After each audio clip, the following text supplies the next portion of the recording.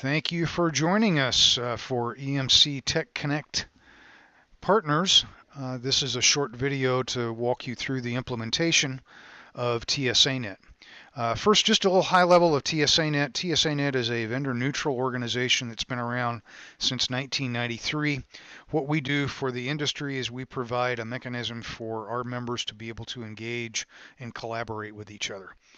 In doing so, companies can set up sponsored relationships where they're the sponsor of it, and that's what EMC has done here. So what we're going to do is kind of walk you through this. This will be the method on how you will engage EMC's support department, how EMC will engage your support department when there's a mutual customer involved. So what we're going to do is we're just going to kind of walk through the joining process. If you are already an existing TSANet member, you do not need to continue any further with this. You should contact TSANet directly at 913-345-9311. If you are not a member of TSANet, this will be how you'll join into the EMC relationship, and it's a fairly simple process, and we're just going to kind of walk you through that a little bit. We'll tell you ahead of time you need to get support people involved in this because it is a support process, and doing so you're going to be providing a support process for EMC.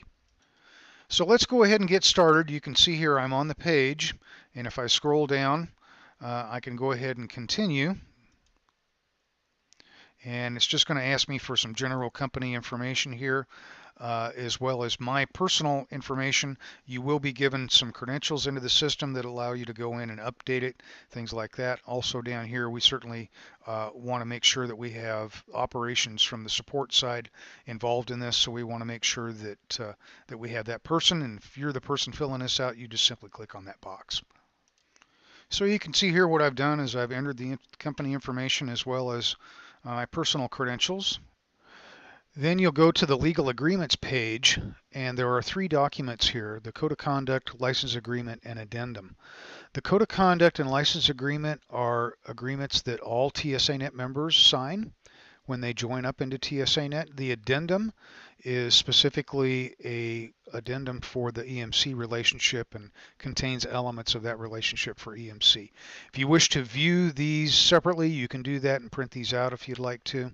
And before you continue, though, you must accept all three documents and then move on to the next area, which is going to take me to the contact document wizard. Now what we're creating here is actually the process that EMC is going to follow if they need to engage, EMC support needs to engage your company. So what I'm going to do is I'm going to give this a name. Typically this would be done if I had multiple process documents, but I'll put in inbound process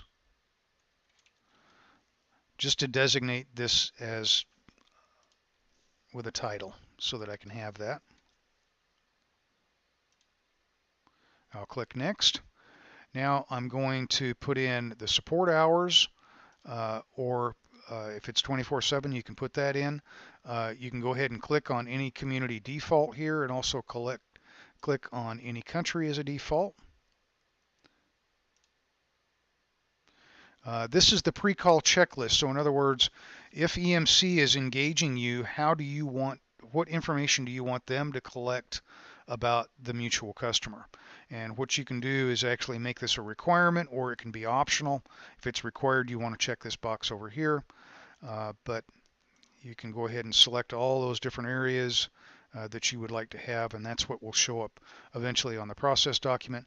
If you need to add something new, you can also do that over here in the add requirement section. And then go ahead and click next. Yeah, this is actually the meat of the process document. What you'll have here is different methods that you can use to designate how EMC will engage you. In this case, I'm going to do something very simple, such as place a call. And then what it'll do is it'll open this up, and then I can put in here whatever those instructions are that would allow EMC to be able to engage me.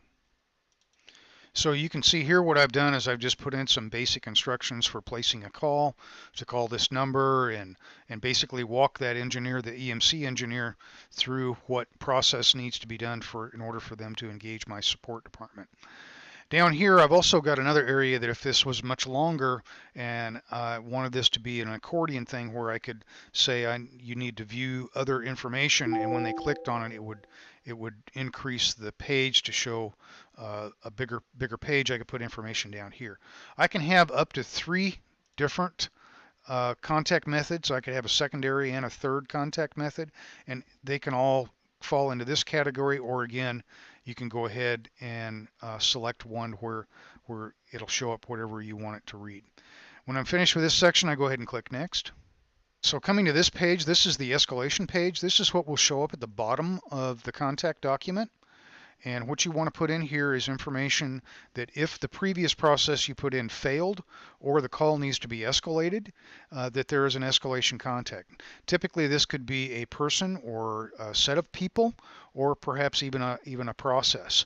But you want to make sure that whatever escalation information you put in here, that the people that would be contacted here are familiar with TSANet and the EMC TechConnect program. So once I've filled out that information, I go ahead and click Next again. And now I've actually completed that process. So that's really all there is to it. Now what will happen next is that EMC will be notified that you've gone through the joining portal process, and then you will be accepted, and what will happen is you'll receive an email. In that email will have your personal credentials. You'll be able to log into the system. It'll also give you a URL that you can post internally, and then any member of your support team can go ahead and click on that, and it will take them directly into a microsite, which will take them to EMC's support process. So pretty simple thing to do. Thanks so much for watching. Bye-bye.